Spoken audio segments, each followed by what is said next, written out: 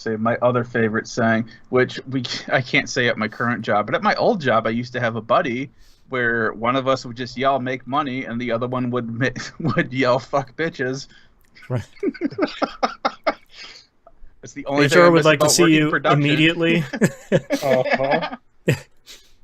No, that was like the tamest thing that we said on the shop floor. Oh, I don't doubt it. Yeah, you bust a helix coil on a piece of press kit, and yeah, there's a lot more words coming out. Yeah, you can't be faulted for what you're gonna say. Mm-hmm. Oh man. All right, excuse me. Okay, it looks like I shared show notes with you guys. Yes, you did. All right. Are we ready? I did have it randomly where it yelled at me saying, you do not have access to these. And I'm like, why the fuck not? I accessed it last week, so Google I closed Drive, it and don't opened lie it to and me. it worked. Yeah. Come on. I don't know what that was about. Rude. But I just need to close down all the groups, which I've recreated in my browser. I have one group for every show that we do, because that is how I roll. That's right. Did you get your OneNote to transfer over? I know earlier you were talking about getting it downloaded, but were you able to get it transferred over? Yes. Okay. Nice. Well, it auto syncs anyway, so I was not too concerned about that. Oh, perfect. Not all the time. Sometimes it's tricky, but it does its best.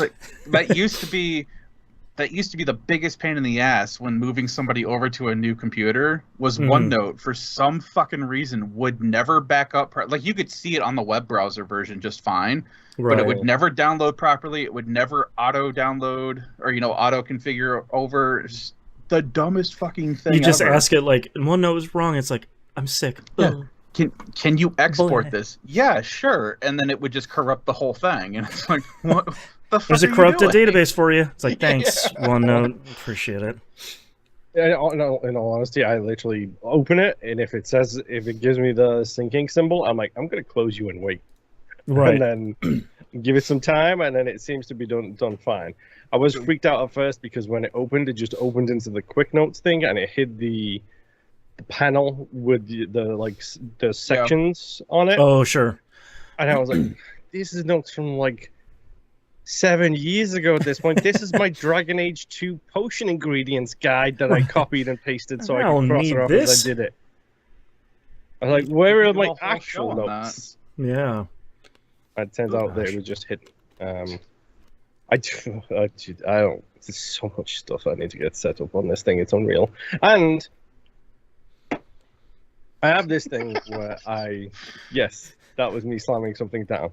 I have this whole thing where I use Google Docs at work as notes for note taking. Mm-hmm. But because things like that can get really slow when the file gets big enough, I split it into two different files, one for the first 6 months, one for the second 6 months of each year. I do the same thing with the show notes with us. I have TVGP show notes 2023 part 1, TVGP show notes 2023 part 2. Gotcha. I did away with Suns and jumped into this. I was like, crap, I haven't got any of the part 2 2023 show notes all set up.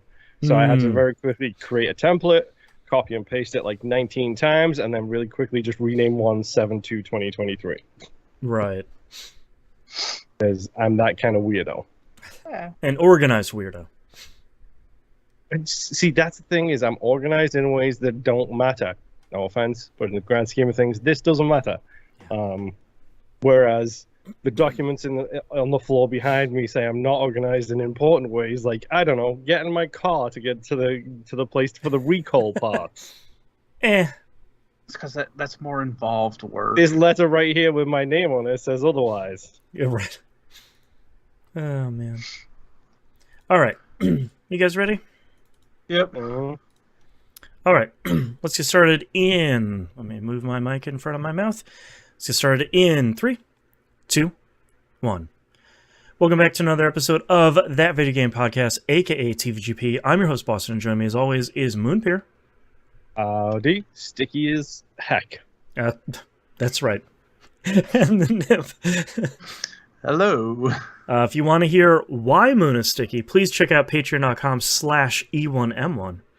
The ones are numbers. You can hear about the explosive fun we had today over in the Outcast, the patron-exclusive, uncensored. This makes it sound way worse than it is. It was so explosive that one of us had to completely change clothes on camera. That's Not right. that they were on camera doing it, but Yeah, no, that's a different tier. That's Yeah. You pay us way more for that. Yeah, way more. But the Outcast is our weekly time where we talk about energy drinks, and we're going to talk about everything else that's going on in our life that isn't gaming related. You also get early access to TVGP's Critical Misses. Sure, Moon and I are catching up on all the media hits we missed, and we roguelike it, where I have roped Moon into playing far too many roguelikes. This time it's a farming one. Yay! You rogue, you. That's me. You got how have we not made that joke before? I don't know. That's our brains are different dad joke brains than that, I guess. That's weird. Anyways, check out the next episode. We'll make that joke again. And you get exclusive access at the $5 tier or higher with TVGP's Wayward Sons, the supernatural TV show watchcast that Moon and Nimp are going into here.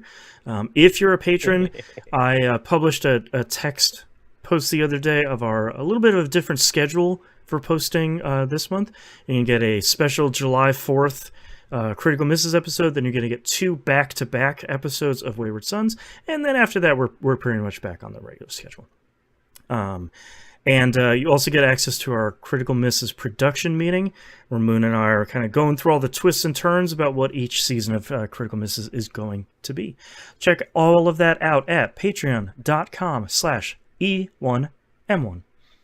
The ones and numbers. Did you lose a cat somewhere, Moon? No, I'm looking for a dad joke book. No, it's missing. Shucks. Anyways, all right, Moon, what have you been playing this past week? Oh boy, not a lot, obviously, as Ditto. New setups might entail. As gestures at everything. Yeah, pretty much. Yeah. Let's see. Okay. Oh.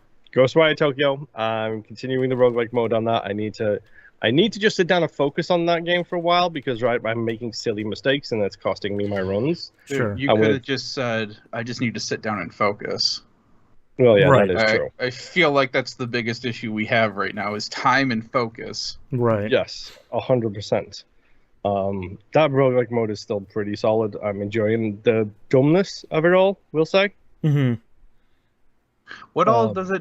What makes it a roguelike compared to the standard mode? So the normal game is open world exploration, do your missions kind of stuff. The like a roguelike Yakuza version, game, sort of. Yeah. Yes, like a spooky Yakuza game. Yeah.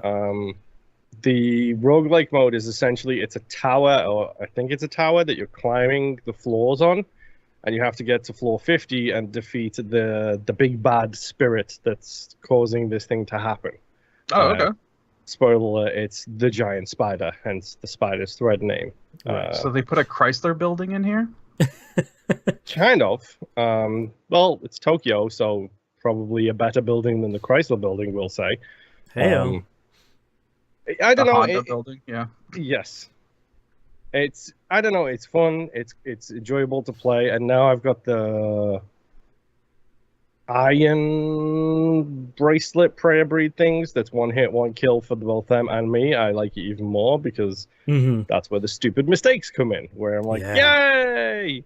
I'm just gonna fly across this level. Oh, there's one of those stupid ghost things that fires bullets. Now I'm dead. What a shame. Let's start over. Yeah. I don't know. It's fine. It's fun. I'm enjoying playing it. Marvel Snap. I am continuing. I'm so annoyed. Did you miss your chance? No, the season ends tomorrow, I think. Hold on, let me just check my many alerts I get on my phone. 1 day left. Last chance to claim rewards during season of the blank. Did you leave your wallet behind? No, I took the garbage out. It's upstairs. Relax. So it's 1 day left in the season, and let me I'm just going to read a couple of numbers here for you. 93, 94, 95, 93, 92, 91, 90, 89, 90, 91, 93. Can you see where this is going? I'm still not at infinite. And it's annoying me. I'm so frustrated with myself. Plan didn't pay off, unfortunately. No, the tryhards are still in the regular matchmaking, unfortunately. I wish. Like, if you hit infinite, is there a reason for you to keep playing that mode besides screwing other people who haven't hit it yet? No. Okay. Yeah, like at infinite, you kind of have all the rewards. Yeah, you can get. I didn't know if you were just like grinding coins or something at that point. Oh, there's that. Yeah, you're doing your dailies, you're doing all that kind of stuff still. It's just, I think the whole thing is if you hit infinite really early in the season, the only reason to keep playing is missions and season pass missions. If you hit it later in the season, then you probably stop playing. But it's just so frustrating because it's like I started from the bottom, now I'm here, and I just can't get to that next, thing, that next tier. Mm-hmm. And it's so annoying. I'm so frustrated. Anyway, whatever. It is what it is. I still like the game. I'm still enjoying it. I just wish I could play better. Do we need to talk about my final game, which is obviously the game people were expecting me to talk about this week? Boston, if you don't have a video for this already, then you're clearly silly. I literally said last week I pre-ordered this game. It's AEW Fight Forever. Yep. Yeah, totally remembered it was wrestling. I didn't remember the title, though. Yep. Definitely remembered that. You're right. Yep. This is on Moon. He should be vamping for you right now. No, Moon is perfectly happy waiting for him to find AEW Fight Forever. Forever. So, you said that like Danhausen, and I really appreciate it. This is difficult to talk about. I have seen some stuff, and I was worried about how you were going to cover this week. Like controversial stuff? Or just how to talk about a game that is good and not good at the same time in equal quantities. Let me tell you about the so far frontrunner for the Alpha Protocol Award. You were looking for one in 2023, and man, they delivered. Did it find me? That's right. It's really, really fun and dumb and stupid in all of the ways that that type of game. So, for those of you who don't know, this is a lot less like the WWE games of recent years. It's much more like the No Mercy, the N64 heyday. Yes, wrestling games of that period.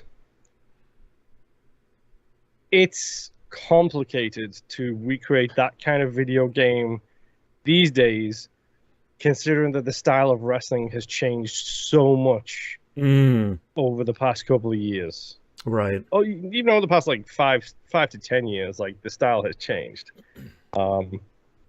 Nothing will ever beat GameCube WrestleMania 2000, which was the start of the WWE era, but they had some imagination, so you could suplex someone off the top of the ladder to the outside of the ring through a table. Never been done since. Love it. It's fun to play. It's got a very interesting control scheme. I'm an idiot, and I changed the controls, and then was wondering why a certain button combination wouldn't work for me, and then I realized it's because I changed the controls. Wait, why is this not working? That makes no sense. Oh, that's why it's not working. It doesn't change the prompts that you see to what the new scheme is.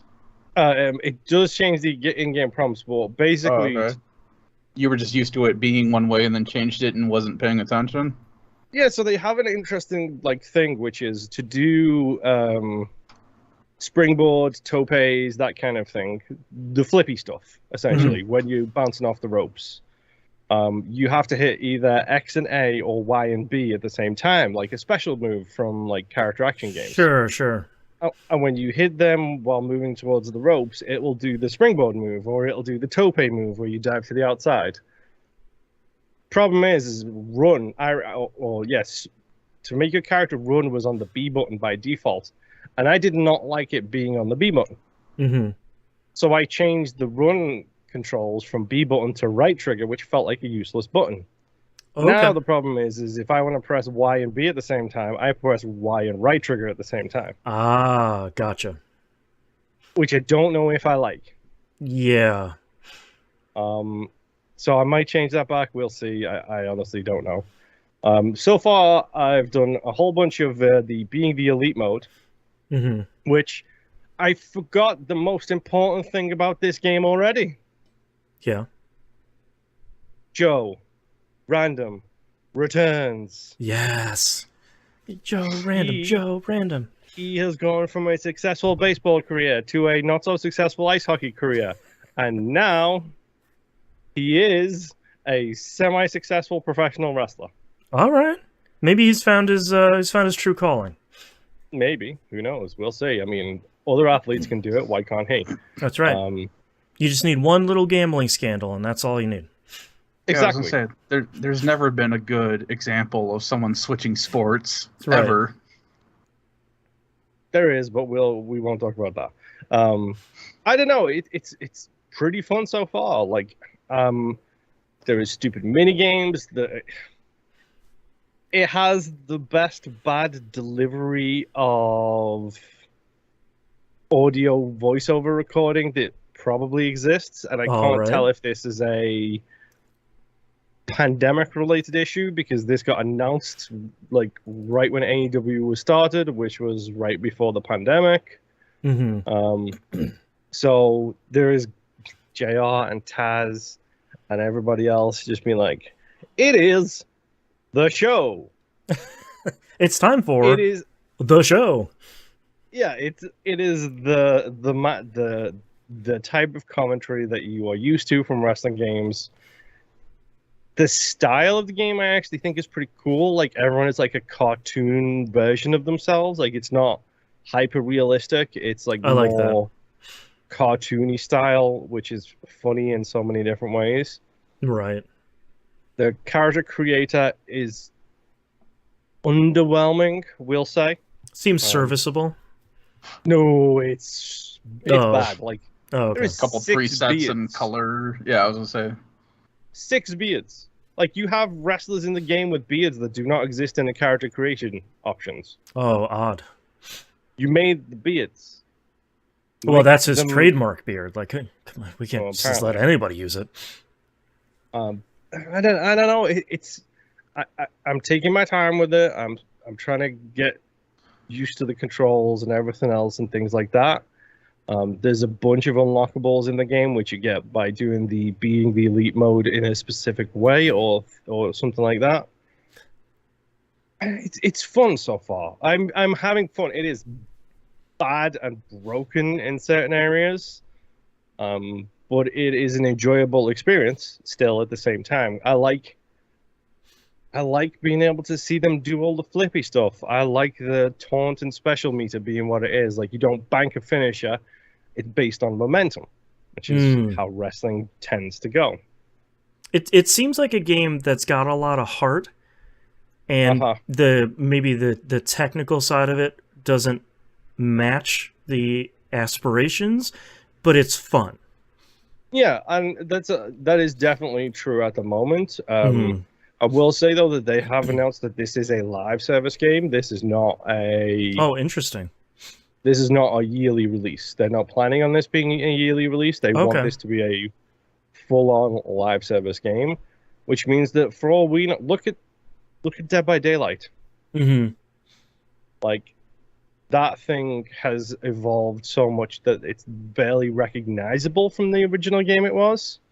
That's true, because like it's interesting because this definitely seems like one of those games where it's like, all right, you maybe take a year or two off to make the next one. I bet the next one is kind of like a giant leap over this one, and then a couple of years after that, you make the next one, and you kind of take your time with it. You don't need to put out a yearly release. You take a couple of years to put out each one, and you take these big jumps. But I wonder how they will do with that, with it being kind of a live service kind of portal game that some of these games are trying to be. Like how much of your resources do you dedicate to improving the core foundational stuff? Yeah, and then the question is as well is do they just do what like Dead by Daylight did, and do they have the core engine evolve with time, or do they do full releases? Right. Do they do Fight Forever 2, which is kind of a bad name? But if this is a case of where they don't even release a second game and they just keep evolving this engine, this form factor, this everything, I mean, they have the option in there for DLC packs for New Japan, for Ring of Honor, for these type of things. I already mentioned I pre-ordered the Season Pass just because Danhausen is the first character in the Season Pass. Right. Favor in chat has a really good point, too, of like bringing in new talent to AEW pretty consistently, too. Might be easier if you have a live service game where it's like, this person's a real up-and-comer in AEW. Now we're going to bring them into the game as part of this season or DLC or, you know, whatever. You have an opportunity to bring them in and kind of feature them. Yeah, and that actually brings up a point too. Do you think the reason you have such a bad selection of like beards and stuff is because there might be a battle pass coming for you to get cosmetic items? There's a season pass already, and season pass, but one of the things that they have somebody claims it was in the files, but nothing has been announced yet, is they have for I think it's the Double or Nothing pay-per-view that they did a couple of years ago, they did a Battle in the Arena mode, which was 12 people, I think it was, all in a stadium having a wrestling match, like throwing each other off scoreboards and things like that on a football field. And the rumor right now is that is in the game, but it is in the game as a Battle Royale mode. Oh. Interesting. Okay. So sure. A Rumbleverse for this game. All right. Now you got an interesting idea here. All right. I like it. And honestly, I don't want a battle pass, or if they do a battle pass, I want it to be like the way Microsoft does them, where you can choose which one you are focusing on at any given time. Please, more companies need to do that. I'm begging them. Or just get rid of battle passes altogether. Whatever. Either one. Either way is good. Please. But like, I'm shocked with like the amount of interactivity in the, like, they've thought of so much stuff in this game. Like there is you can smash down the barricades, you can jump off the ring apron, you can jump off the barricades. The situational amount of moves is surprising, to say the least. Online is definitely janky, we'll say. In kind of the best way, or the most expected way, maybe? A little bit, yeah. Me and Rob jumped in and played a bunch of matches against each other. I think we ended up tying at the end of it all, but that was also just because we were having fun the whole way. Right. And we had a tag team match. Tag team matches are so hard to win in this game because they don't have animation priority yet. So, sure. So, like, if you are let's say I'm standing in the corner and Rob hits a finishing move on somebody. If I accidentally hit the left trigger, that's how you put your arm out to signify you want to go for a tag. If you do that and then your partner starts pinning somebody, you're stuck in the animation and can't get in the ring to interfere with the guy who's running in to break up the pin. Right. And one of the things I would like to see is being able to do the springboard move into the ring to take out the guy who's running to interfere with the pin. Like, that is something I'd like to see. But these are things that can change and develop and evolve. And like, these are things that I think could improve with time. And genuinely speaking, like, I think if this is just a one-off permanent game and they keep tweaking it and improving it, great. Fantastic. If they don't and they do like maybe every 2-3 years releases, that's fine too, because that gives them the space to change and evolve with everything that's happening. And it's interesting too, because I think sort of surprisingly, well, this game was really the worst kept secret for a really long time, where everyone's like, "Hey, are you guys working on like an AEW video game?" And they're like, "Absolutely not." Wink. And it's like, oh, okay. And they're like, "Boy, it would sure be great if we could work with Aki." Wink. It's like, sure. But I think it says a lot about the potential promise of this, that they didn't push something out 2 or 3 years ago when people were really hungry for an AEW video game. Not that they're less hungry for it now, but it seemed like that was the perfect time to strike while the iron's hot, and they didn't do it, and they finished it. Like, you can argue about whatever the quality is now, but, you know, you see these WWE games that are coming out that are just genuine hot trash fires, and they didn't put something out like that. That gives me a lot of hope for either one of those potential futures of, we're going to stick with this one game and it's going to be fight forever, for lack of a better word, or we're going to do multiple. They'll do a Final Fantasy style of, like, Fight Forever 2, Fight Forever 4, Fight Forever Gaiden. You know, it makes me feel better that they might actually stick with it, because they didn't push something out the door, 2-3 years ago. Yeah, and in this case, it also helps that, like, all of the current, like, arguably most of the current professional wrestlers that are on the scene these days are all dorks. Oh, sure, yep. But it helps in this case that the very high ups in AEW, so your Young Bucks, the Elite, essentially, Young Bucks, Kenny Omega, Adam Cole, they are all super dorks. They're turbo nerds. Yes, like, Kenny Omega's finisher is called the One-Winged Angel. He's that kind of dork. He has walked out to One-Winged Angel at least once, so, like... Several times, once dressed as Sephiroth, too. Right, nice. So, like, he leans all the way into it. His name is Kenny Omega because it's related to the Street Fighter franchise. He's that kind of guy, and the Young Bucks are the same. Like, he grew up on this kind of wrestling game, so he knows what he wants. Right. And yeah, I'll keep giving them time. I'll keep giving them credit. And it's so much heart. It's unreal. And they have this whole intro sequence when you kick up the game, which is how AEW came into be, and, like, the creation of it.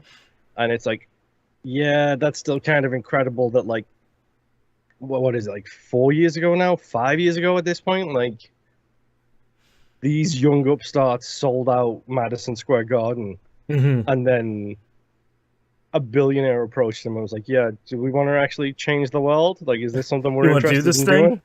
Yeah. And it turns out the answer is yes. And arguably, you could say that the reason WWE is good right now is because AEW is good right now. Right. Like, what's the whole thing? A rising tide raises all ships, Right. If one is good, the competition is good. So if one is good, the other one better, fantastic. Yep. It's an enjoyable game. It's dumb, it's fun, it's stupid. We exploded a barbed wire death match as well for fun. When I was playing with Rob. Online is a bit janky right now. Apparently, when I was coming into the ring to help interfere, there was a lot of animations of me just rolling around on the ground on his screen. Doing your Dark Souls fat roll for a little while. Yeah, which is just like, okay, cool. I don't know what you're looking at, but I'll take it. That's right. Well, I've had fun doing it. Yeah. We'll see. I'm just going to keep playing being the Elite because my creator character, Joe Random, he's not that strong right now because he needs to experience what it's like to be an Elite. So therefore, I have experience points and RPGs and a storyline that changes depending on what your results are. So if you win or lose, the storyline in the being the Elite changes. Oh, interesting. Cool. So you interact with different people, you do different things. Apparently, to unlock the Big Show as a wrestler in the game, you have to win the very first match, which is the Casino Battle Royale. Oh, wow. And it's like, great. So it's the Royal Rumble, and I got to win it to get against the Big Show. So I'm probably going to do that with a regular wrestler, not a creator wrestler with no stats. Right. But it's got all of the things you want. Orange Cassidy sticks his hands in his pockets. Kenny Omega does the bang. The Young Boys say Super Kick Party, and the Super Kick animation is something really special in this too. Like, it's really good, solid animation for it. Oh, nice. some of the stuff is really great, and then some of it is janky as hell, and I'm absolutely fine with that. Yeah. Yes, that's all I've been playing. Nim, take me away from this forever fighting theme. All I have is more fighting too, just not for wrestling. Let's go with Diablo 4, I guess. Okay. I have beaten the main story for Diablo 4. Oh, nice.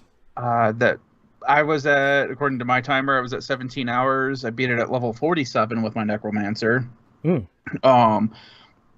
story was pretty okay. Yeah. Considering last week I talked about how, nobody shows up to Diablo for the story. That's right. It wasn't bad. It sets it up for possibly some good DLC to come out later. Or I don't know if they're planning on rolling that in with the seasons, like how they do with Destiny. Yeah, I don't know if I've heard anything about that. That's a good question. I haven't either. But whatever they're planning on doing, they have a good setup at the end for a continue of, hey, this is like the after action stuff. Currently, post game, I have no clue what I'm doing. There's so much stuff to do that I was kind of following in our Discord. We've got the Diablo 4 channel in there, and a lot of people were talking about like nightmare dungeons and this thing and that thing and the other thing. And I think I figured out where the nightmare dungeon is now. Okay. I have no clue about anything else that everyone else is talking about right now. Right. And I accidentally found a world boss and fought that with a group of people randomly. We ended up fighting, what was it? Wandering Death. It basically looked like a giant Trent thing, kind of. Oh, okay. And, man, the boss fight sucked. Not in a bad way. It was just difficult. There were, I don't know how many, there had to have been at least 10 or 12 of us there. Just like random people in this field.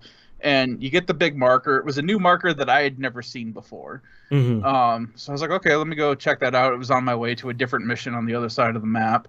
And so I stop in there, and then I noticed like a bunch of people were just hanging out. I was like, okay, cool. There's already a pretty big crowd. Might as well, just hang out and see how this Something's goes. going to go on, yeah. Yeah. So the boss starts, there was like a 2-minute timer until it showed up or something like that, and random things were starting to happen as it was getting to that point. The boss comes in, we all start attacking it. Everything was going fine until when you fight bosses, they've got like these little pips above their health bar. To denote like a phase change or something, I'm assuming. So we got down to the first marker on this boss's health bar. I'm like, okay, cool. What's it going to start doing different now? Right. And sure enough, it did change its attack pattern. And all of a sudden, it started shooting out like these 2 solid beams from its hands. Oh, no. Like in front of it, opposite, and it started rotating. I'm good. Okay, so obviously you're supposed to run away from that. But while that is happening, it's been shooting down like these little whirlwinds on the ground.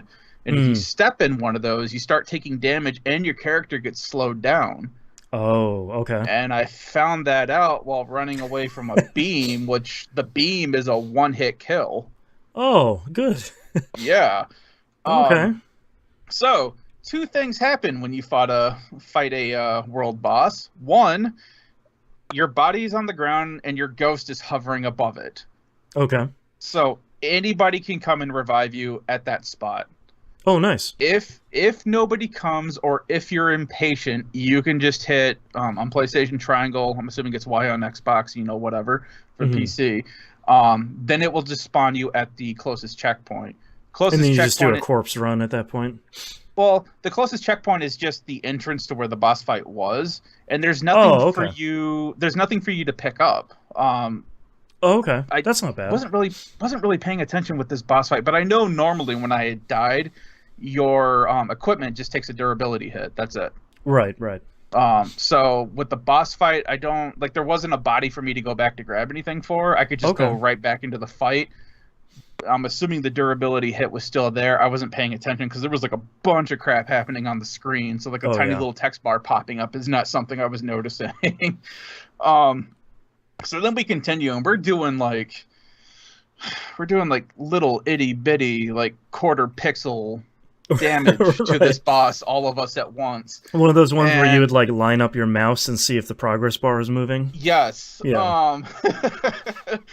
And there was enough of us there with enough different classes that because I hadn't played as any of the other classes, I was kind of having an issue figuring out, okay, is this boss attack that's happening that I should avoid, or is this a different character just doing, whatever? Yeah, right. So there was a little bit of that, trying to figure it out. It's like, okay, no, that's a character. This is the boss attack. And the boss attack, they do a good job of doing the MMO thing of, hey, you see this entire circle here? You don't want to be there in a couple seconds. Don't be in the red circle that keeps getting bigger. Yeah.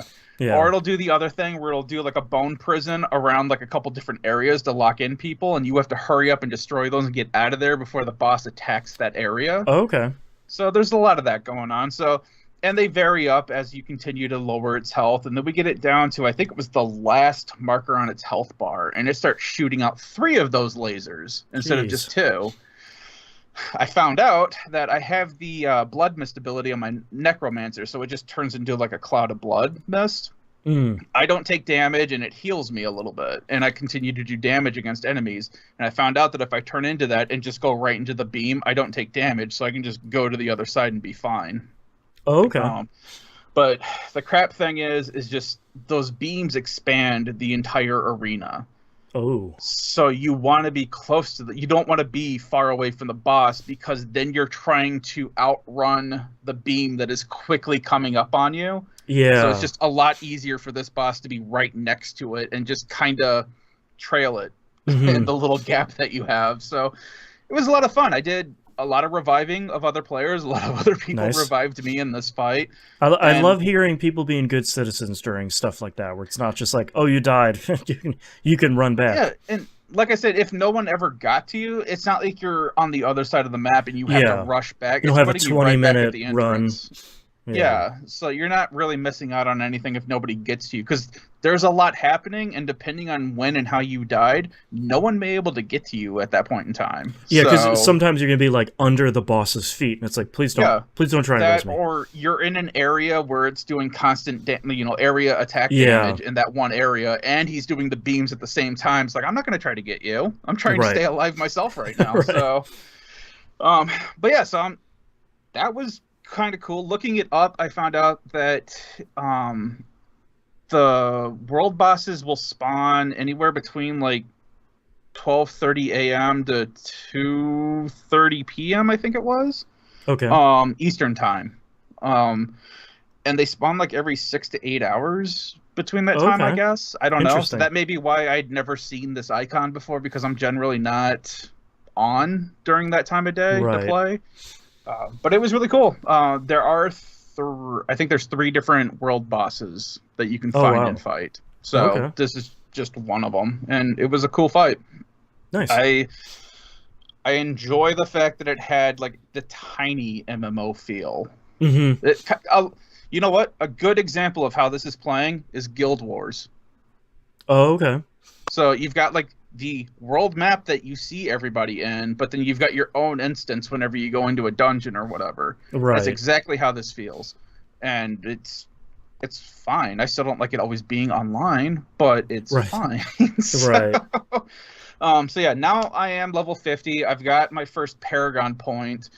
I haven't spent it yet because there's a whole different grid. Once you hit 50, you stop getting skill points. You now get Paragon points, and it's a completely different board that you're messing with. Okay, so very much like how Diablo 3 did, where it's like, all right, you've hit max level, and now you have these points to spend on a different screen. Yep. Gotcha. You can still grind skill points, from what I'm understanding. Right now, I know for sure there are map-related things that can still give you like 1 or 2 skill points here and there. Okay. Simple things like, hey, you do like 20... different areas of the map will give you different rewards for, like I was about to say, if you do like 20 side quests here and you do like 3 dungeons here, that'll give you like one more potion that you can carry. Is that little bar at the top of the map screen where you have like renown or something? Yep. That's exactly what it is. I was trying to remember the name of it. It's a cool system. If you're on the map, I think it's triangle. If you hit that on the map, it'll bring you to the reward screen for all that stuff. Yeah. So you can still get skill points from doing that stuff. I have seen online a lot of other people saying, hey, you can also do this, this, and this, and you can also get skill points to finish out that board, your character Oh, interesting. skill tree. I don't remember what any of those were because a lot of it was gibberish and still is gibberish to me right now. And Right. I haven't tried any of that because I just got to this point, so I'm not sure how that's all set up. But from what I was seeing and what people were posting, there's going to be a lot of stuff in the future that's going to be brought in where you have more opportunity to get skill points to finish doing that side of the tree. Oh, okay. This new Paragon system that they have in here, it basically looks like the licensing board from Final Fantasy 12. Go on. Well, All right. There's just like a bunch of squares, and you're basically working from the bottom to the top. Okay. And the one that I have for the Necromancer, if you imagine like a U, like a squared off U, the bottom of the U is where I start. It looks like I can branch off either left or right. And each of the tiles gives me like, hey, here's like a plus 2% buff to dexterity and intelligence and this other thing or whatever. Oh, okay. You continue on and you get to the top, and then you can choose. It looks like a Paragon class you can choose, where it's like, okay, I'm going to start speccing more into doing like my blood magic. We'll start doing more. Oh, so you can kind of specialize almost. It seems like it. Okay. Don't quote me on any of this. Sure. Like, I haven't spent my Paragon point that I've gotten for becoming level 50 because I don't know what I need to do. Right, you don't know like how to refund it and all that. Yeah, and a lot of people were telling me it's like when you get to that board, that is when you need to start reading online on what you should be speccing towards. That way you don't screw yourself up. Gotcha. So that's why I'm kind of holding off on that right now. So I have research to do. Right. But yeah, it looks like it could be interesting, and I don't know how much of that first Paragon board, like if I can go through and just get all of it and then decide to go on to the next one, or if it will only allow me to go like I can create a trail to the top. Yeah, like make a direct path. Yeah, and I can only continue within like a square or two of that trail kind of thing, or you know what it is. So lots of reading to do on that, but it was pretty fun. I did also, after I'd beaten the game, I did bring it up to World Tier 2. Okay. That was a mistake. Because I was doing fine with mopping up the side quests that I was doing, but I got to one side quest for a Swamp Witch, and you're supposed to go through and help her, and you have to go to like these 3 different, I guess, like memory playsets and fight a boss in each area, and at the end you fight all 3 of them at once. Oh, okay. Fighting them individually was fine. Didn't have any major issues. Fighting all 3 of them at once? No bueno. Not gonna happen. No. My skeletons and my golems would not last, and I would take like 2 or 3 hits and I was dead. Oh, wow. And there's stuff like one of the bosses like shoots the stuff that tracks you around the map. Other ones are dropping like these AoE things all over the place while shooting beams across them. So it was like, and it was like a pretty small arena, so I can't outrun everything. Right. So I tried it 3 or 4 times and just could not do anything. Yeah. So then I bumped it back down to World Tier 1, and I didn't die, but that was by like the skin of my teeth that I didn't die. So I'm back on World Tier 1. I'll bump it back up at some point. But yeah, that was, holy crap. That was, the difficulty spike on that was ridiculous. Right. Especially at the level that I was at. Because it even says when you look at the tier levels, it says, oh yeah, you can do World Tier 2 anywhere from level 1 to 50 characters. Okay. So I was like, okay, this should provide me a challenge. I shouldn't be like hardcore Dark Souls mode on this thing right now. Yeah, I was expecting it to be like Diablo 3, where it's like, oh, moving from easy to normal or normal to hard, and it's like, oh yeah, I got some pretty good gear. It's a little bit more difficult, but not bad. But boy, it really went for it. And my other thing too is I have not been upgrading my gear, because every time I do, always find something better immediately. Here's an orange afterwards. item. It's like, I swear to God. So I've just been waiting for it to die out, which I had been doing in the past, where it's like I would wait until there was a lull in me getting decent equipment, and then I would upgrade everything. And then seriously, like the next run on whatever I was doing, I'd get like a better helmet or a better weapon or something. Right. And it wasn't like, oh yeah, this one does 3 more points of no, it was like this one does 97 more points of damage compared to your fully upgraded gear. Right, your damage doubles now. It's like, well, it's like, okay. So I'm still trying to figure out when I'm supposed to be doing stuff with my equipment, because I've got like a chest full of crystals and cracked skulls and things that I've been collecting through this entire run and haven't done anything with. So right. At some point something will happen, but it's been fun. Nice. I am thinking of doing a druid at some point, but I kind of want to mess with the necromancer more now that I'm at the end. Maybe that'll be good as seasonal characters. Maybe you're like, for the season I'll do a druid.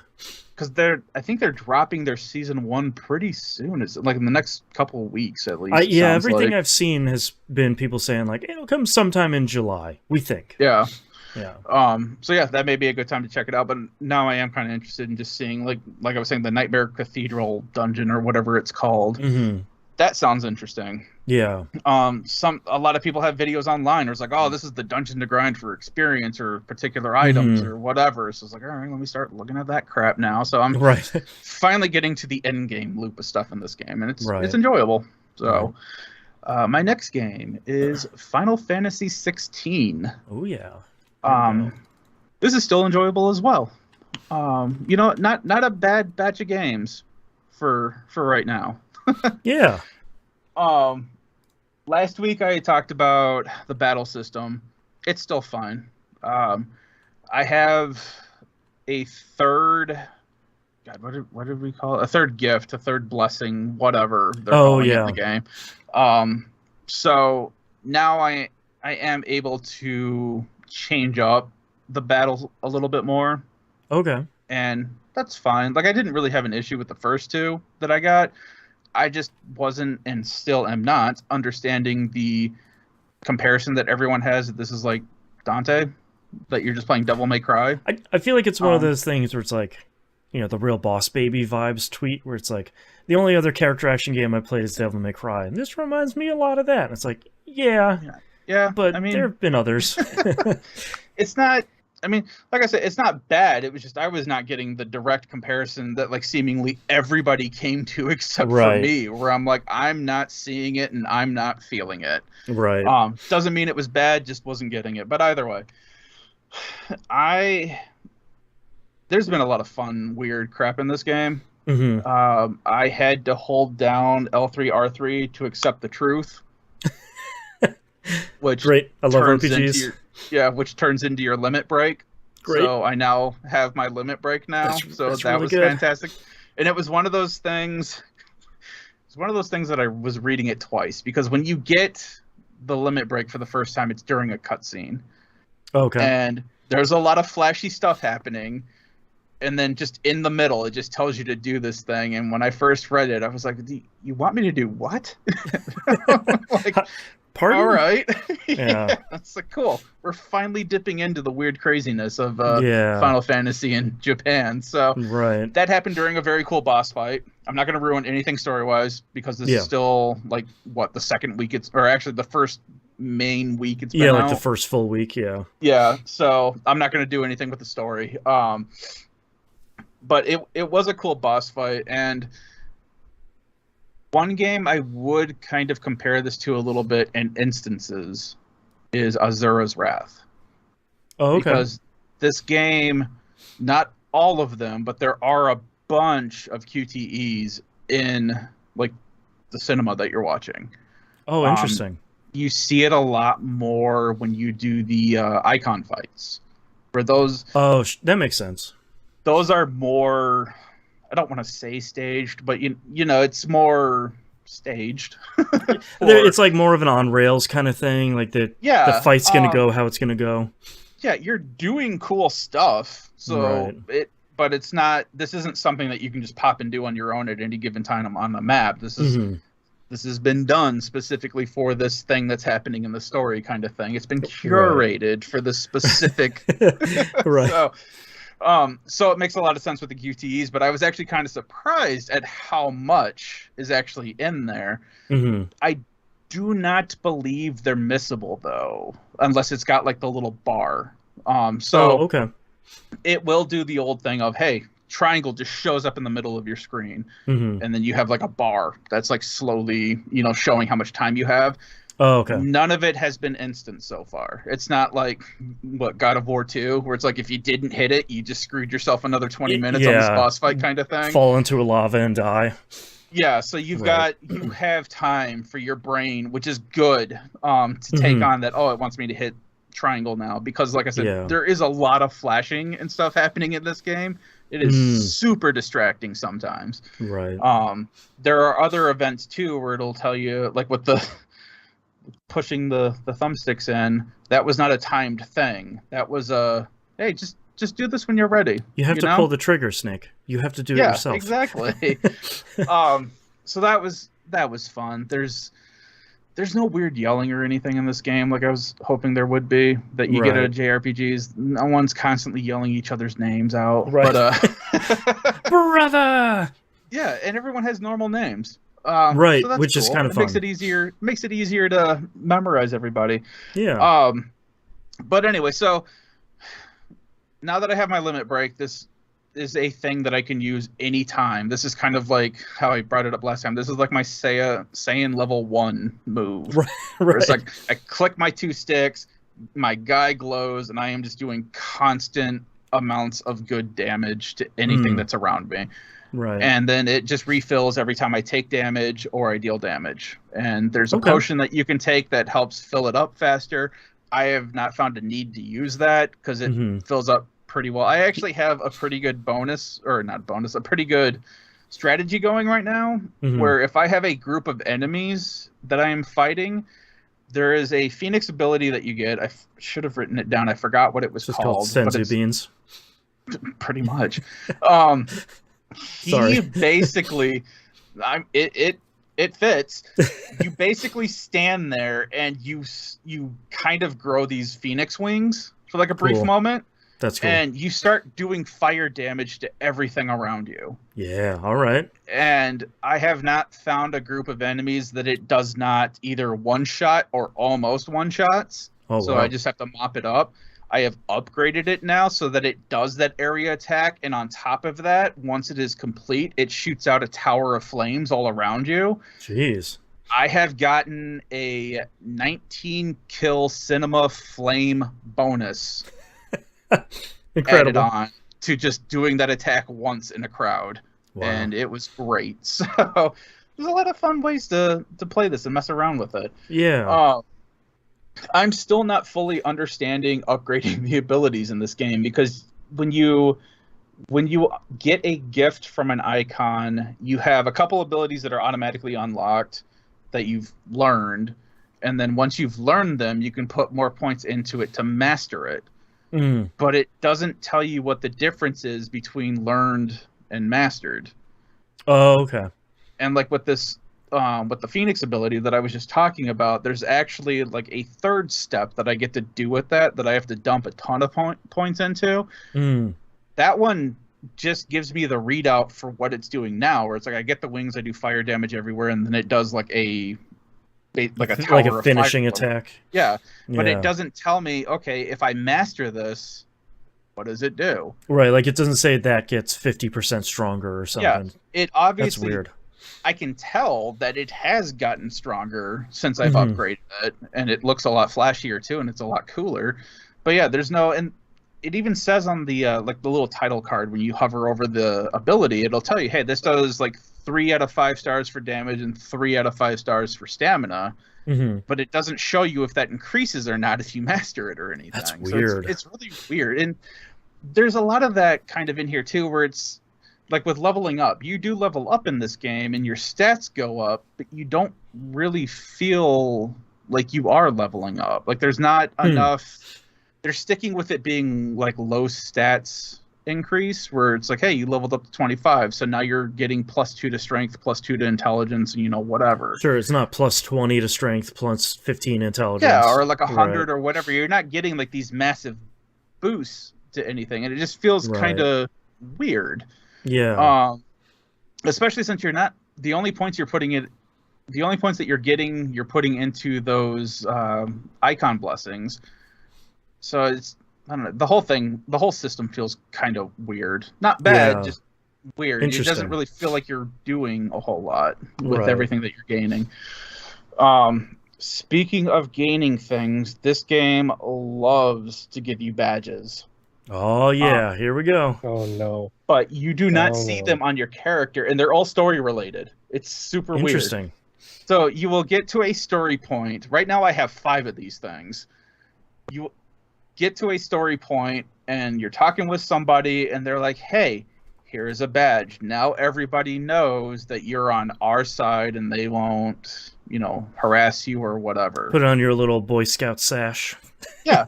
But like I said, it doesn't show up on your character or anything. That's and interesting. Randomly, you'll get into another story arc. Mm-hmm. And someone's like, oh, hey, you have, like, the Moon and Stars badge. That means you're really good with the brothel over here. No joke, I have a badge for helping a brothel. All right. They got their problems, too. Yeah. So they work with you. But it's like, it's story-related because you got the badge because you did a story thing. You're continuing the story, so they're helping you. It's just weird. Like, they don't do anything. It's just like a key item thing that I have. And like you talked about Final Fantasy 12 earlier, at least in Final Fantasy 12, when you did those things, they got like pixel art versions of it in the the Sky Pirates hangout or whatever. Like you at least had this area where it's like, yeah, that's right, I did all that stuff. Well, and I'm trying not to spoil anything. You get to a point in a story where you get your own kind of room in the hideout. And you do, I think it's called like the Wall of Memories or something like that.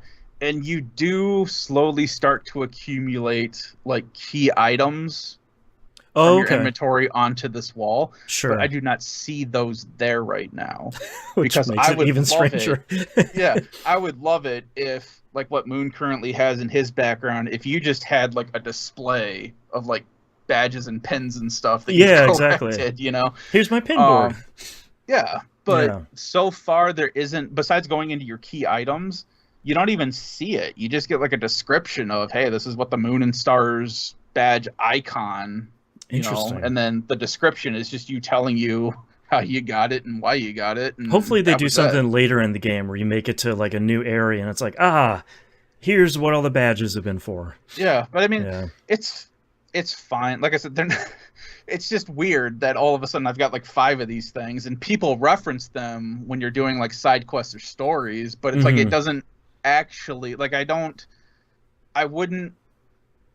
you would not, I'm trying to figure out how to word this. The quest that I am doing that it's referencing that badge, it's not like that quest wouldn't be there because I don't have the badge. Oh, okay, sure. Because the story won't let you progress to that point until it's already given you the badge. So it's like really weird. It's just like this extra thing that they have in there. Yeah. But whatever, it doesn't detract from anything. I did find out that side quests that you get, if it has a plus sign next to it, those are the main ones that you want to do. Any other side quests in this game, they're just like extra, hey, here's like a couple items or whatever. But the ones that give you a plus actually give you extra things to help you. Like I just completed one. I now have a chocobo mount. Oh, nice. Okay. Which I didn't have before this. Now I can run around the fields faster. There isn't a whole lot of exploring still, which is really weird. I'm still I'm 11 hours in. The new PlayStation system that the update for like your campaign progress that they put at the title screen for you. Oh yeah. It's currently saying that I'm like 54% into the main quest completion. I don't know how accurate that is, but I am still at the point where I'm kind of getting shepherded around by the story, where every once in a while I can choose to go someplace not story related, but there's like nothing there for you to do yet. Interesting. So it's kind of like how 13 was originally, where it's like you're still being brought around by the story, and I'm hoping at some point it's gonna open up and let me just do whatever. Right. I have already started. I have unlocked hunts. Oh, I don't okay. have a whole lot for it, but you do. Once you get to a point, you'll do your first hunt because it's in the way of you completing a story mission. So that's how they ease you into that. And it was Okay. a fun fight. It wasn't anything major, but so now I do have 3 more of those that I can do, and I am currently looking for a griffin that they don't throw. For some reason, this one is not marked on the map on where you need to go. So now I'm trying to figure out by the little details that it's given me that, hey, someone said they reported it when they were going from this town through this trail to get to this area. So now I'm currently walking through that area to see if I can find this stupid griffin or not. That's kind of cool, though.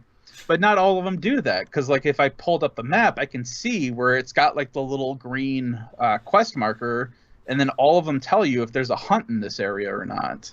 Oh, interesting. But it also doesn't give you it's not like a marker in the middle of a field saying, hey, you'll find it here. It's just saying, hey, this map has a hunt. Right. This area has it in there somewhere. Yeah. So I don't know. I don't know if the ones that it's kind of guiding me to are just like the early ones where it's like, hey, get your feet wet. And then like the main ones after that are more along the lines of, hey, here's a brief description of where you can possibly find the thing, have at it. Right. I'm cool with either way, but I would like to know, because finding this griffin so far has kind of been a pain. Yeah. Which it's not like there's a whole lot of area that I can explore right now, which is kind of the other pain. It's just more I'm wasting time running along a trail to see if I can find something. But whatever. It's fine. I'm still having fun. Yeah. A lot of people really like the active time lore. Yeah, that's something that I think seems really cool. It's fine. I like that it's the idea of like, wait, who is this dude? Is like a mechanic in this game of like, yeah, just show me the description of who this guy is, and it's like, oh yeah, right, okay, yeah, I did that thing. Okay, cool. Yeah, so what the active time lore is during a cutscene, at any point in time, you can hold down the touchpad on the PlayStation, and it will pull up like these bubbles for like everything that's going on in this cutscene right now. So you'll have like a couple bubbles for like characters that are currently involved. You may have a couple bubbles for like, we're talking about this landmass, or we're talking about this kingdom or whatever. Yeah, if anyone played a Pentiment with us, it's a lot like that, where you pause the game and around the border of the game it had like, here are the characters that are in the sequence, here's the things they're talking about, and like historically you can dive into those things if you want to or not, and it sounds like that's kind of similar. Yeah, and all of this stuff can be found within their lore area as well. This is just permanent, at this point in time, this is what's relative to what is going on the screen. It's a cool idea. There has only been one time I've had to use this, because a character literally comes out of nowhere and your main character is talking to them like they've known them for years, and this is the first time you see this character in the game. So it's like, who are you and why are you doing this thing that you're doing? Right. So I had to pull up their thing and be like, okay, they're this, and this. It still didn't really describe why they were here, but all right, I at least know that I did not miss something, because it was definitely a where did I zone out? Who's this dude? Right. Yeah. Right. But yeah, other than that, it's fun. Yeah. It seems good. Yeah, I mean, like I said, my gripes that I had last time, they were just personal gripes. Yeah. I wish they could have done better with a party right now. Besides that, though, I still like the characters that are in this game. I'm getting a weird feeling about one character, and I'm hoping it's only me. You got the squinty eyes of like, what's that dude up to? Because I do not want what I'm thinking to happen right now. Right. Because there's already enough bad things happening in this game right now. Right. And I don't know if I could take what I'm thinking happening. Right. Because it's already got me in this mindset, because everyone keeps bringing up Game of Thrones, and I'm already like... Right, and you're like, when's it going to take a darker turn again? Yeah, where's the third drop of the foot on this one? Because you didn't stomp hard enough on the last one. Right. So, yeah, all in all, though, Still a fun game. I am still enjoying it. Still looks great. Yep. I have not come across any issues with it so far either, except for frames, like I brought up last time. Every once in a while, there's some Right. hitching, but other than that, I mean, they put out a Final Fantasy game. It feels Nice. a little weird, but I'll get over it. Yeah. I still like the character. He's still he's still edgelord, Sure. just like most Final Fantasy main Yeah, it's a Final characters Fantasy are. game, so you Yeah. know.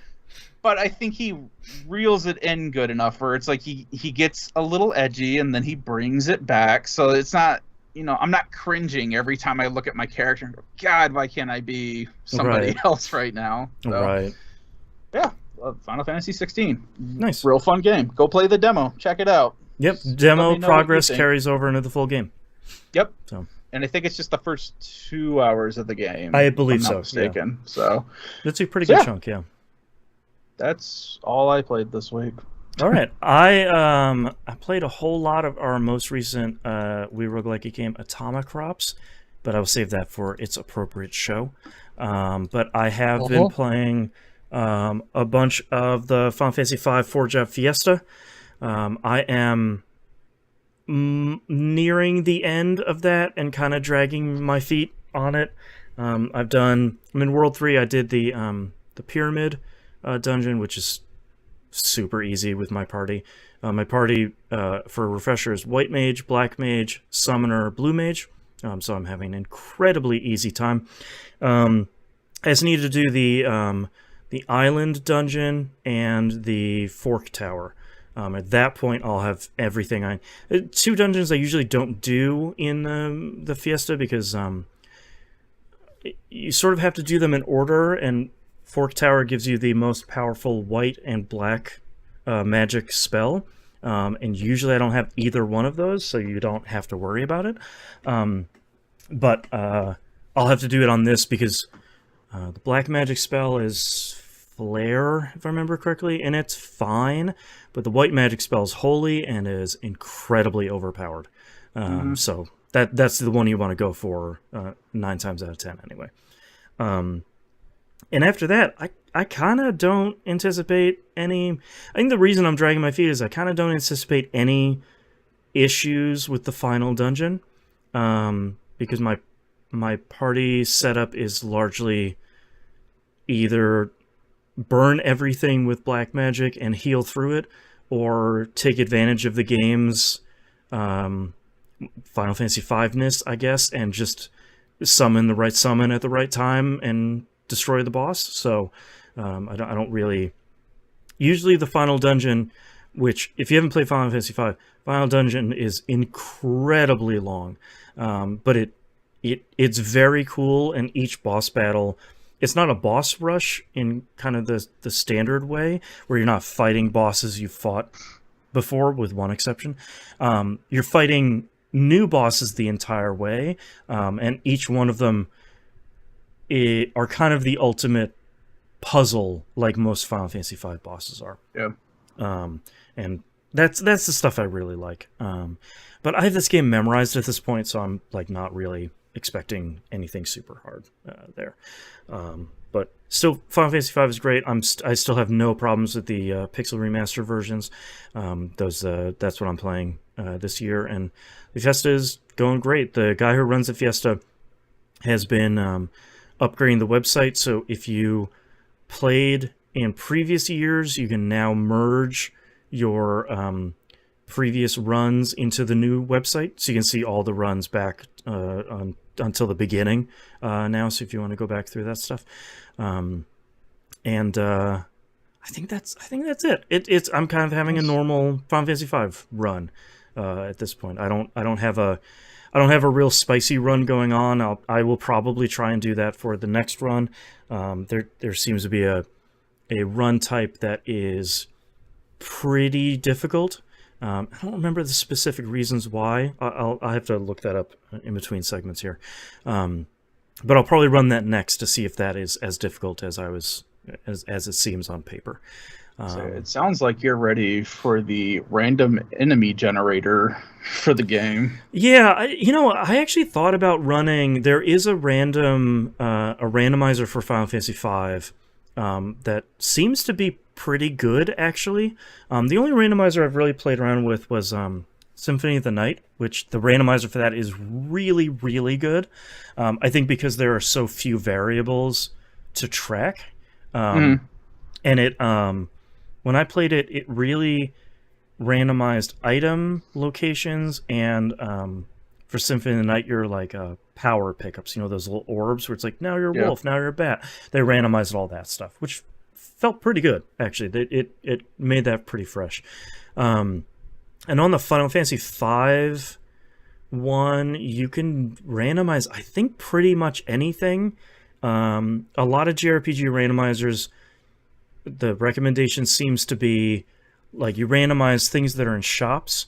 So you can fire up the first shop and the holy can be in there. You randomize stuff that comes out of chests.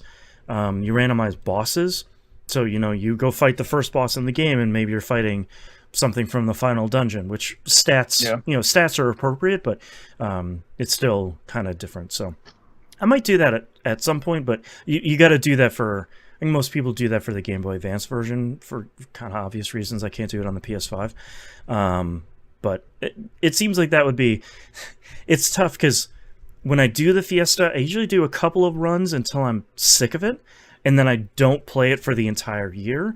And then the Fiesta comes back and I'm like, yeah, Final Fantasy V, yeah. What's up, man? I haven't seen you in a year. How you doing? I love you. And then like a month later, I'm like, get out of my house. I'm sick. I don't even want to look at you anymore. So it's the Isaac conundrum. Yeah. Every once in a while I look at Isaac on my PS5 and I'm like, Isaac, maybe I should do a daily run. It's like, no, just don't even open that door again. There's still trophies you can get for Isaac. Don't even go there. You don't need to do that. I got 1,001%, and I want to support that studio. That's right.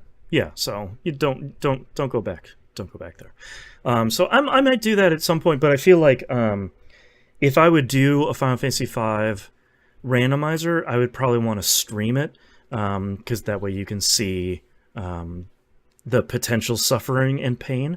Feyre in chat wrote the run that I'm looking to do, which is a volcano run. He changed all the names of the runs this year, the guy who runs the Fiesta. So this type of run leans towards later jobs. So every time you get a job, the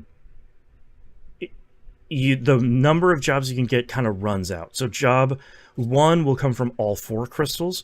Job 2 will come from the last 3. Job 3 will come from the last 2, and job 4 will only come from the last 1. So you have a high chance of your 4 jobs coming from very late crystals, or you even have a chance of all 4 of your jobs coming from the Earth Crystal. I think the Earth Crystal gives you minimum of 4 jobs. But either way, you could run through the majority of the game in kind of a bad state and then have to pick up your jobs really late and then do a bunch of work to get your skills up so that you can spend the rest of your game kind of doing a little bit of catch up, which for most people probably doesn't sound like a lot of fun, but that sounds like the kind of level of challenge that I think could make for an interesting run. Or I come on the show every week and I'm like, oh my God, this is the worst thing. What have I done to myself? And it's self-inflicted every time. But yeah, other than that, did not have a ton of time to play games. My wife and I played a couple more games of the Switch version of Clue. That's still really great. We talked about that a bunch last week. Still highly recommend it. I don't think it's on sale anymore, but even if it isn't, if you like Clue or if you want a cool version of Clue to play, that one's really cool. All right, that's all I'm playing this week. Let's take a break. Yep. Thank you, Feyre. I appreciate it. I'm 99% sure that Volcano Run is the one I was looking at. I'm going to pop out for just a quick second. Okay. I think I was also looking... Okay, so regular run is the one you get... The job you get is from the crystal you just completed, so that's just a standard one. Typhoon is the one I'm doing right now, so you can get a job from any of the crystals you've unlocked. Volcano is the one we just talked about. Meteor is the one, I think Monkey Senior's doing that one, where it just gives out jobs randomly from every crystal, including Freelancer and Mime. So I think that one is... That's a pretty rough one, especially if you get Mime. If you're normal, no 750, no 750 runs. You've got advanced options, right? 5th job, extra job. Berserker Risk. I actually did Berserker Risk again this year. I did not get any Berserkers, which is surprising. Yeah, man. I think Monkey Senior got Mime too. Yeah, I thought I had remembered him getting Mime. He was understandably grumbling about it because you don't get Mime until the very, very, very end of the game. So, in like the most BS way of unlocking a job in pretty much any Final Fantasy game, just stupid. So, yeah.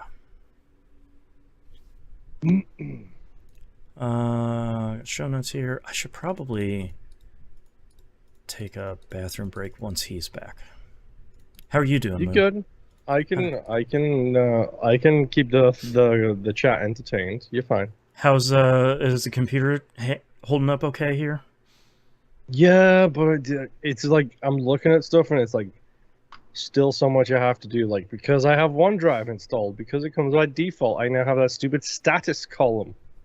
Oh yeah. In File Explorer, and it's like, well, I guess I'm uninstalling OneDrive when the show is done today. Yeah, it's all that stuff of like, I don't want that. Let's get that out of here. Oh, how do I remove that? And yeah, my favorite part was I uninstalled the Office 365 bullshit because nobody wants who that. the hell wants that? Yeah. Pharaoh in chat, I haven't seen it yet. I know you sent me a message about it this morning on Discord, but Sunday is a very busy day for me. So I haven't had a look at it yet, and I avoid looking at stuff like that so I don't spend more money. That's right. Most importantly. I technically can't afford this thing. Right. But, I'm going to take a bio break. I'll be right back. Okay. But no, yeah, I had to uninstall Office 365, and this is the stupid bullshit. Because it's like, I don't want any of the Microsoft Office suite of bullshit on my machine. I'll happily go and download OpenOffice or whatever the equivalent of OpenOffice is that's still running. Apache Office. Yes. Yeah. And Pharaoh, not having a Switch has never stopped me from buying shit I shouldn't. I technically own 3 Switch games. And so I had to uninstall 365. And I was like, oh, but I want OneNote. So then I went to the OneNote website and it was like, install Office 365. I was like, you fucking fucks. So then I had to install the 365, install OneNote, then uninstall all of the other bullshit associated with 365. So I uninstalled it to reinstall it to uninstall 90% of it. It didn't let you do it from the browser version? Nope. Because I know that's how I've done it for other people, where I just download one suite at a time. I can use the browser version, but in order to download it, it told me I had to download 365. The whole thing. Like, fucking piece of shit. Yep. Really fucking annoying. It's just so much to do. Like, literally, the floor behind me is a shit show because I've been trying to organize my documentation stuff because of everything that happened recently. And in doing so, I've been doing it. It's one of those things I do it bit by bit as I can. So I've got manila folders over here. I have these things, the insert droppy things next to them. I've got a box behind me full of important documentation. And then I've got 5 or 6 different piles of documentation. Like right here is a pile. Down here is a pile. I've got candy on the floor waiting to be eaten. It's just like trying to do that and do this and all. I'm trying to figure out a way to play Sea of Thieves on this PC and that Xbox at the same time, which is difficult. So I don't even like difficult due to network or no, it's because my Xbox is not my home Xbox, so I can't if I'm signed in on that, somebody else can play Game Pass games and wherever I bought. Yeah. But if I'm signed in on that and this at the same time and try and play Sea of Thieves on both, it kicks. So Yeah. I have to figure out if, because this is technically my home PC, I can do it the flip side and have the second account signed in on here, but that involves creating a new account and all the other shit that goes with that stuff. So, not to mention, I still need to get into my hard drives on this tower, figure out what is what I'm going to keep, what I'm going to get rid of, and all that jazz. Which is just so much, dude. Yeah, I mean, you could just buy, like, just get an external case for that hard drive, and then you can plug it in USB, and you just start moving shit if you want. They're usually pretty cheap too. I've got like a bunch of them, and I think I spent like $5 on one and $9 for a different one. Oh yeah, but that's the one downside is like there's 7 hard drives in that thing, and 3 of them haven't been connected in years. So it's like, what's going to be easiest way to do this? Because this external that I have here is full at the moment, so I desperately need more hard drives. And don't we all? Yeah. But the thing is I literally just spent money I don't have on this thing because I was getting fed up with that thing. So it's the lesser of 2 evils at the moment. I mean, I cleaned up my office earlier because I had motorcycle parts down there, and I actually pulled all my tools out because I was redoing the wiring harness, and then I was messing with something with my back fender.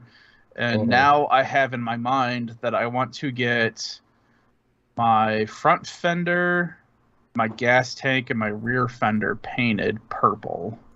Oh, yeah. Don't know when the fuck's that's gonna happen. Well, I mean, that's the question. But now I'm trying to figure out, do I want to do glossy purple, matte purple?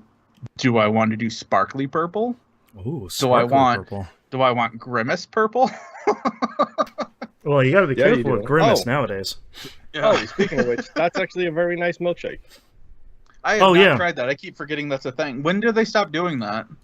Who fucking knows? I don't know if they have a date out there. I might have to hit them up this week. Because I saw somebody posted on a random, either on TikTok, I think it was, that my wife sent me. And I was like, oh shit, that's right. Those are out. And I need to go try that. Yeah, the hot TikTok murdering sensation. Those videos are very good.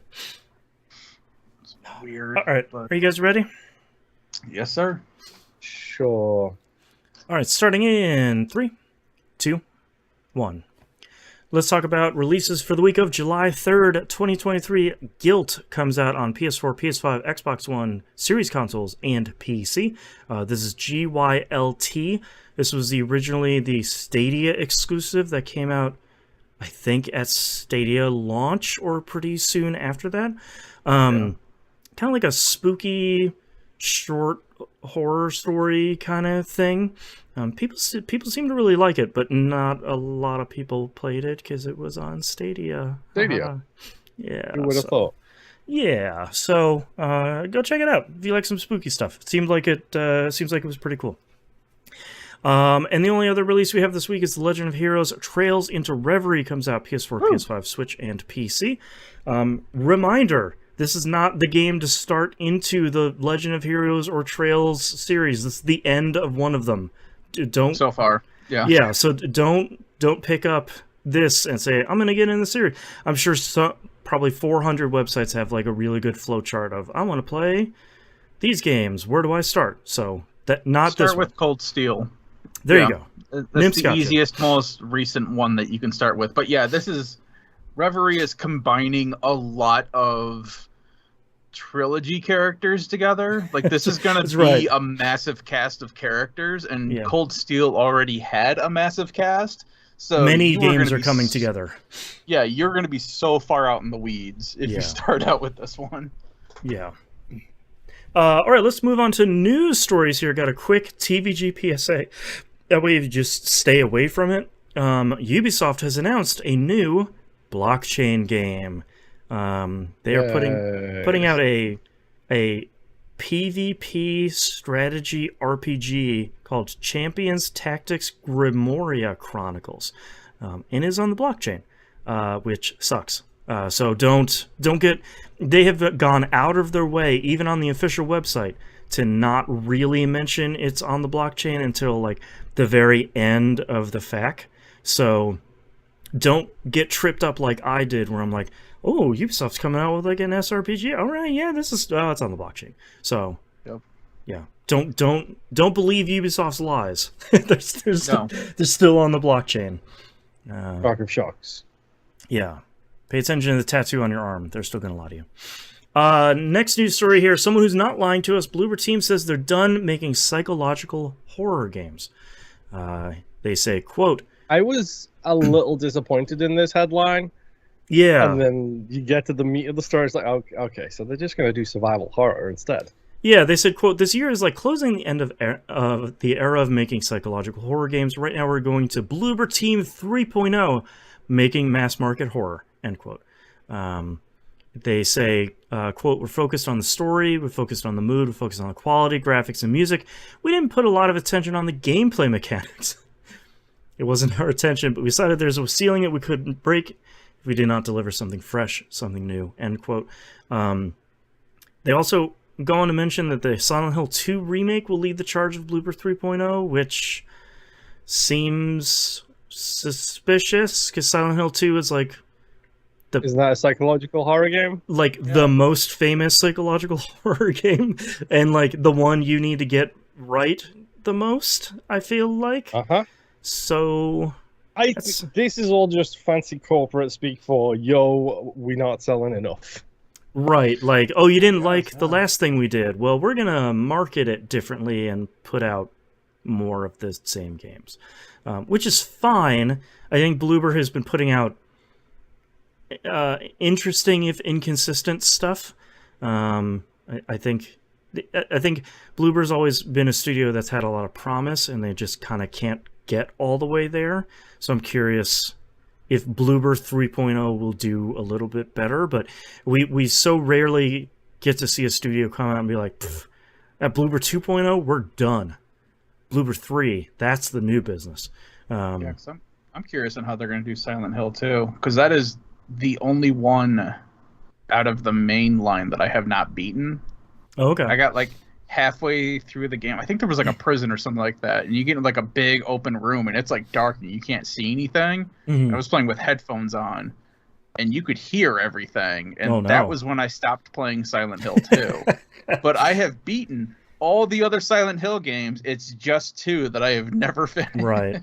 And what's really interesting about this too is after the really bad remasters of Silent Hill that happened the last time, I feel like putting Bloober in charge of Silent Hill 2, everybody was sort of like, all right, like you probably got someone pretty good here. Like, was who did the Quarry? Is that Supermassive? Yes. No clue. Yeah. That's another studio that you could maybe say like, I feel like they could get the spirit of Silent Hill, but a little concerning that Bloober's like, yeah, psychological horror, we're done with that, whatever. Yeah. It'd be better if they were like, we're done with that, we're making FMV games now. I'd be like, hell yeah, let's go. You and Wales Interactive, let's do this. I still need to pick up Wales Interactive's new game. I haven't played that yet. Next news story here, report. Google is testing a feature to play games on YouTube. There's some internal memos and screenshots going out there showing some like proof of concept kind of arcade games played on YouTube. One of those things where like, yeah, here's Brick Breaker, yay, we got it to work on YouTube. That level of development they're at right now. The Google spokesperson told the Wall Street Journal, quote, gaming has long been a focus at YouTube. We're always experimenting with new features. We have nothing to announce right now, end quote. Okay. It seems like one of those things was like, sure, like you got to do something with the Stadia technology because that thing worked. Just people didn't want to use it because cloud streaming is not always very good. And I think if you're going to put it on a platform, let's put it on the largest video website on Earth.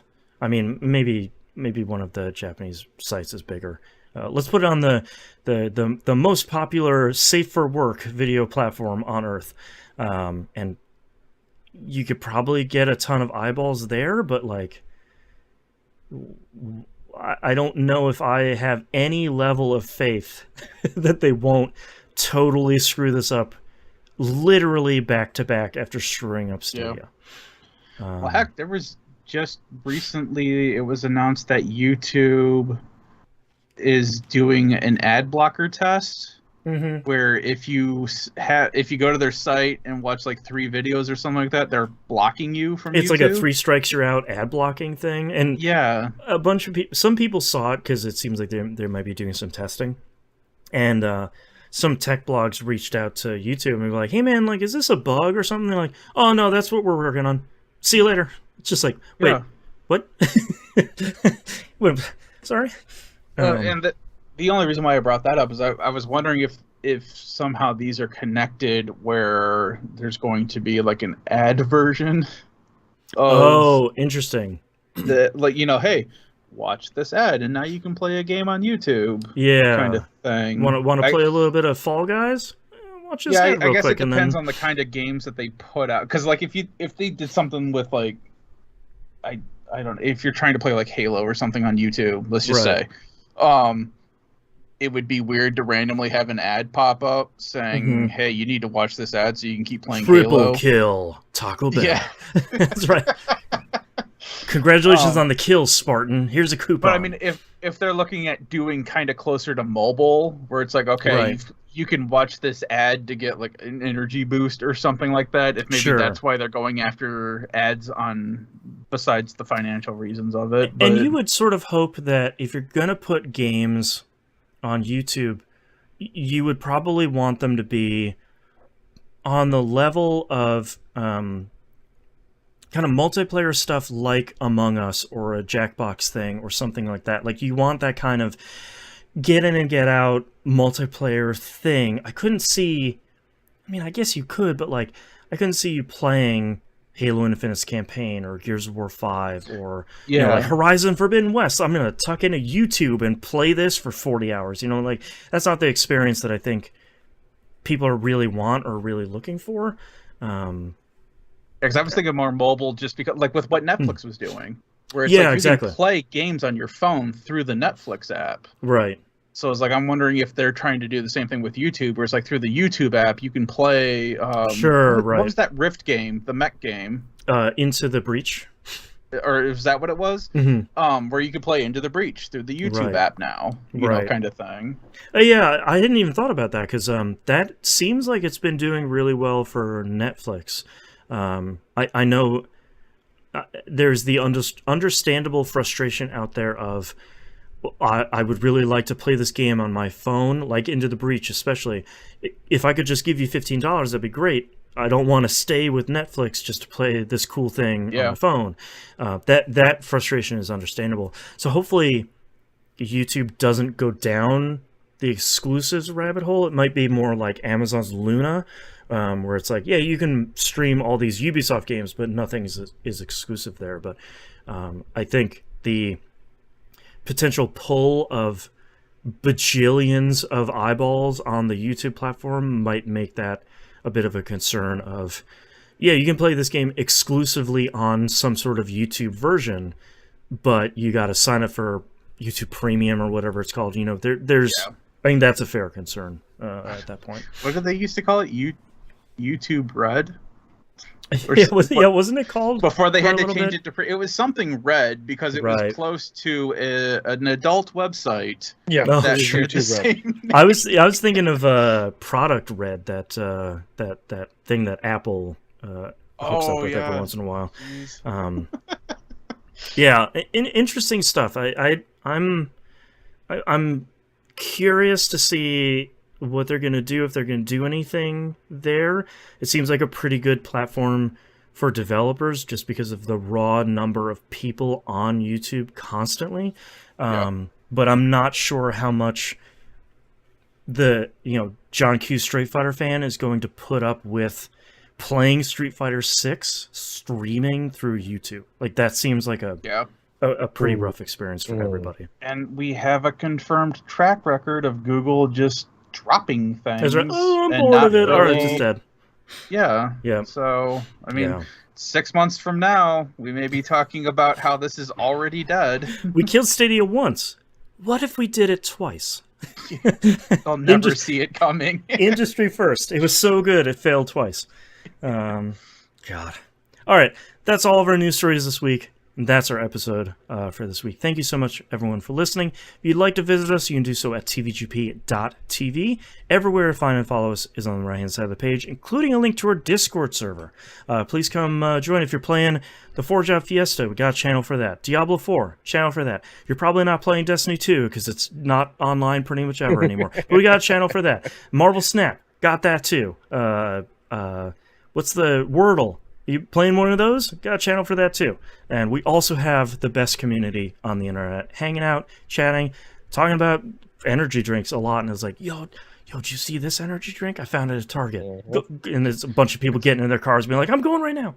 Like we were talking about earlier. Someone found the new Coke before I even knew it existed. That's right. So. Sharing the hot strats. Yeah. Also, if you have Blue Sky invites, send them my way, please. Yeah, if you could send 3 of them to us. Nimp probably doesn't want one. Moon and I'll take one. I'll take one just to be there. There you go. We invite him to the party too. Yeah, send that over. You can It'll follow us. It'll be like Gmail all over again. Yeah, that's right. I'll take one. Yeah, you can still follow us on Twitter, probably at TVGP, but find us elsewhere at some point too. Yep. We will always, probably until they kick us out, be over at patreon.com/E1M1. The ones are the buzz. Talked about the ridiculous amount of audio we release every week at the top of the show. Also, a friendly reminder, we don't delete any of that stuff.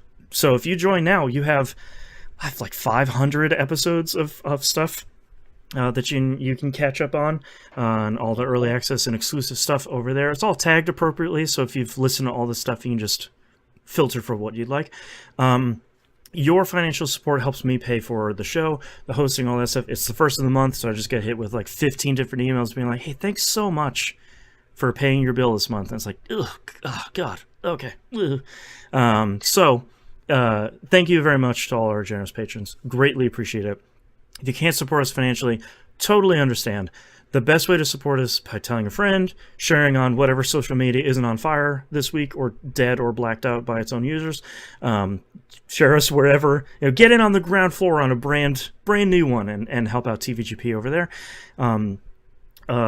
Rating the show, 5 stars or higher. If you want to, don't hack the website to be like 7 out of 5 stars or whatever.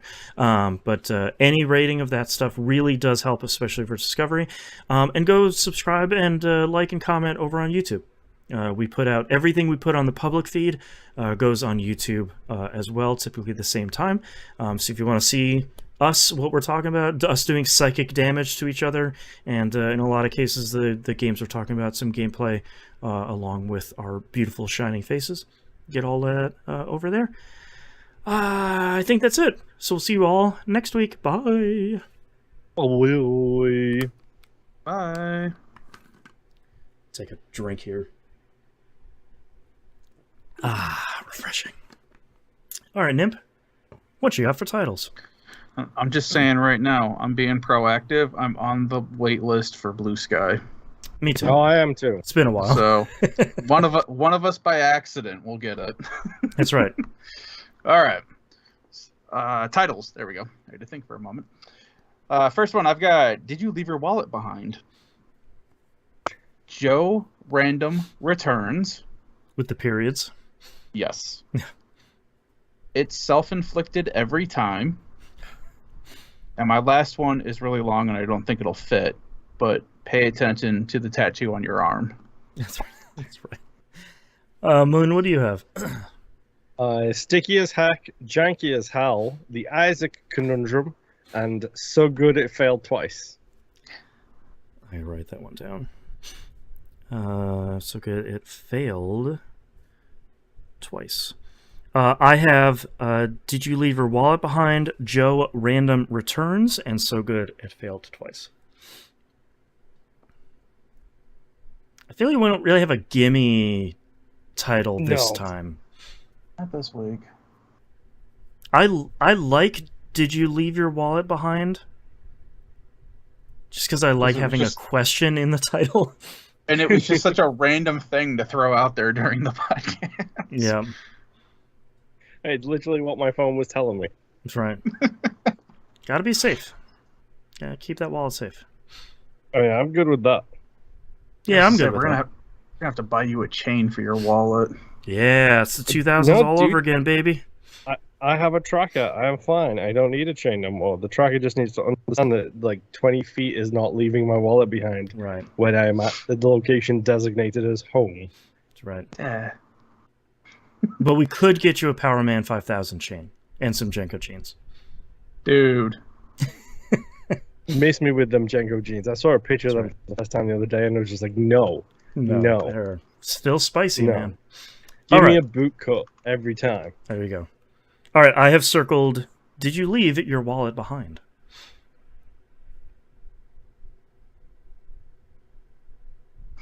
And now the thinking starts.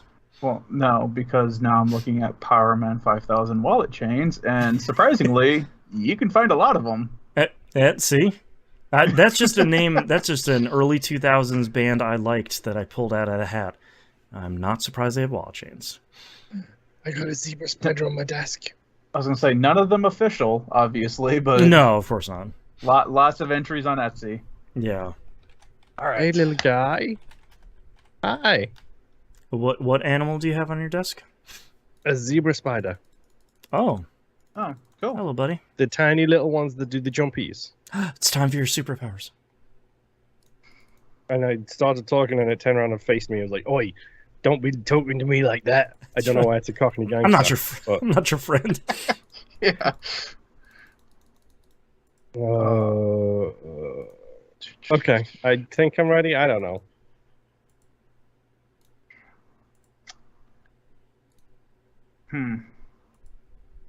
Yeah, I think I have something. Okay. I like it. All right. Starting in 3, 2, 1. This is That Video Game Podcast, episode 819 for July 3rd, 2023. Did you leave your wallet behind? Was technology a mistake? Is your oven still on? Oh, excuse me. All right. Thank you very much, I everyone, did that for like 2 weeks ago. listening and watching. Yeah. Yes. Greatly appreciate it. I hope we'll see you all next week. Bye-bye. Bye.